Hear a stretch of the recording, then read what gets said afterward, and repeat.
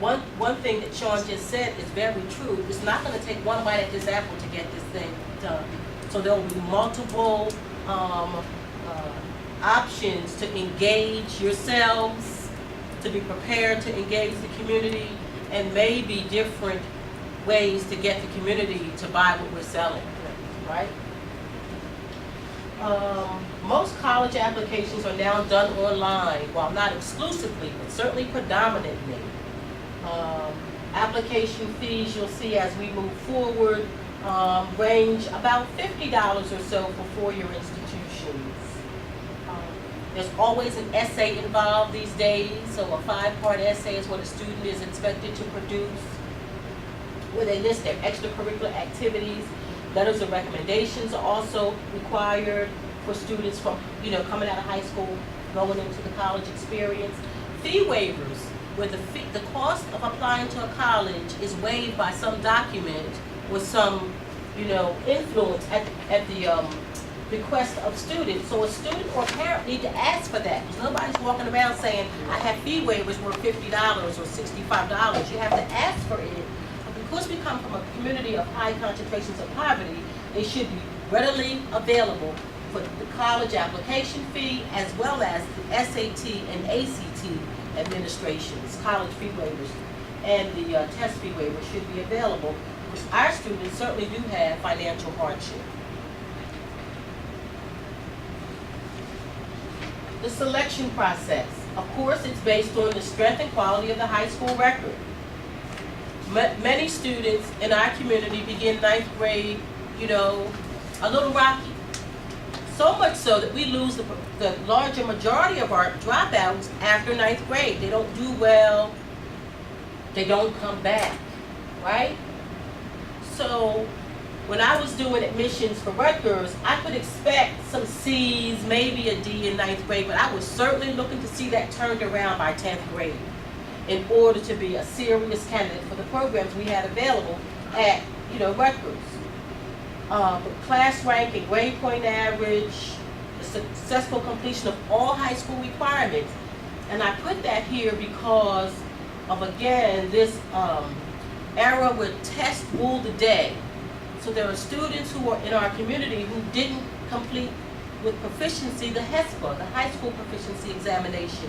And those students had a few other options to demonstrate proficiency, but the story about how that gets delivered and students' options in that process isn't a part of the general conversation. People don't know enough about what that means. Last year when this happened, there was lots of confusion of good students who were prepared to move on and graduate and go on to 4-year and 2-year colleges, and the train stopped for those kids because there were major flaws in the way in which they implemented the alternatives to demonstrate high school proficiency.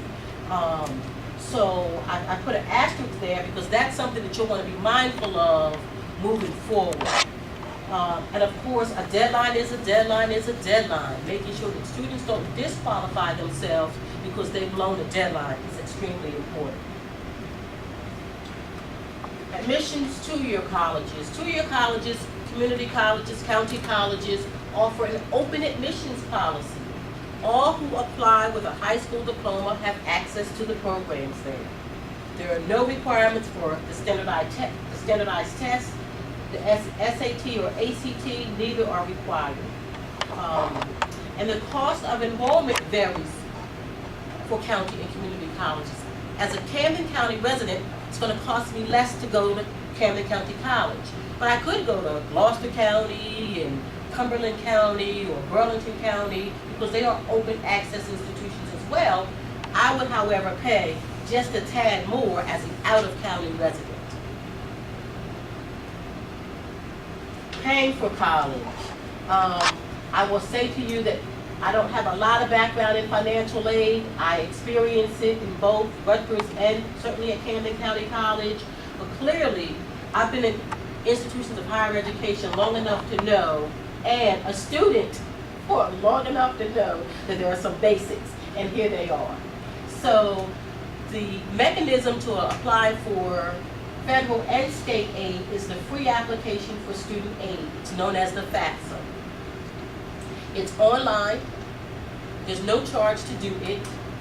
And the FAFSA provides for grants, which are free dollars for college, student loans, and something called federal work study, where students are allotted, say, $1,500 to work on campus or at an approved off-campus site and make $8 an hour, money for which that's their personal dollars. They gain those dollars and they gain, work experience, right?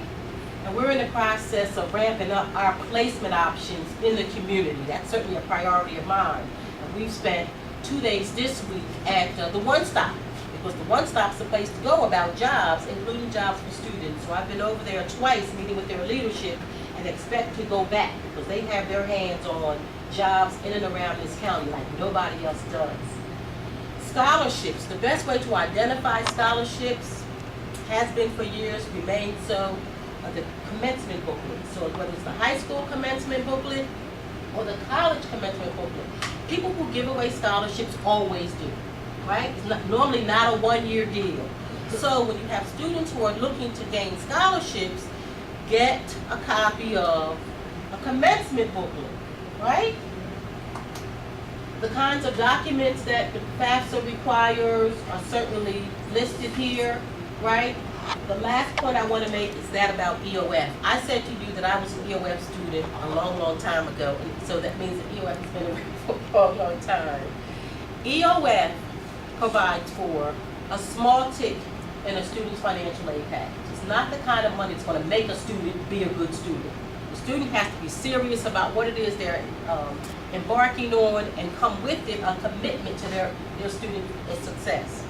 But what EOF does provide in a big fashion are support services.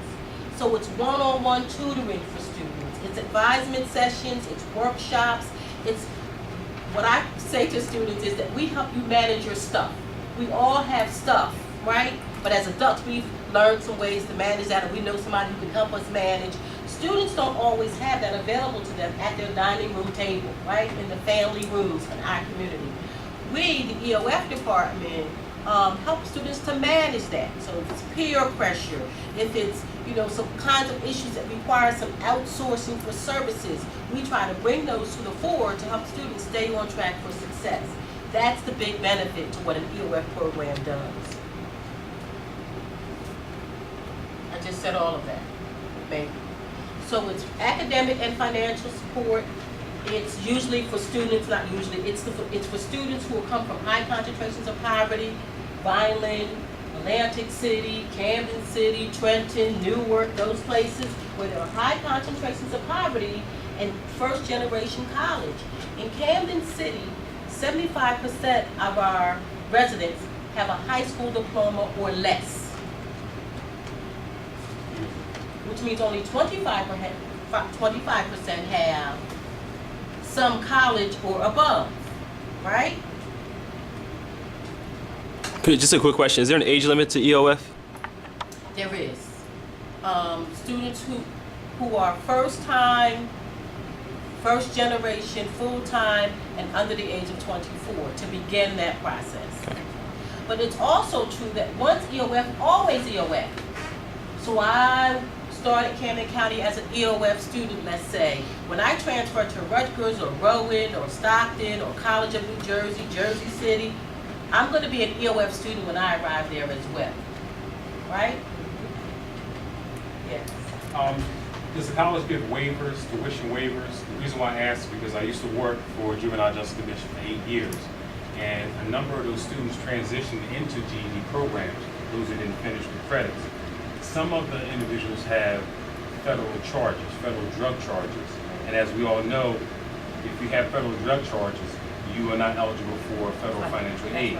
A number of those individuals are very intelligent, pass the GED with advanced placement, you could say, and they are stuck because in order for them to pay for college, they either would have to go to a low-wage job that is very difficult to work through to get their money up, or they would have to go back out on the streets to pay for their college education and wind up in the same situation. So is there a program or option where if a student shows that they can make it in their college material, however they do have these charges, Does the college waive a certain amount? I've not heard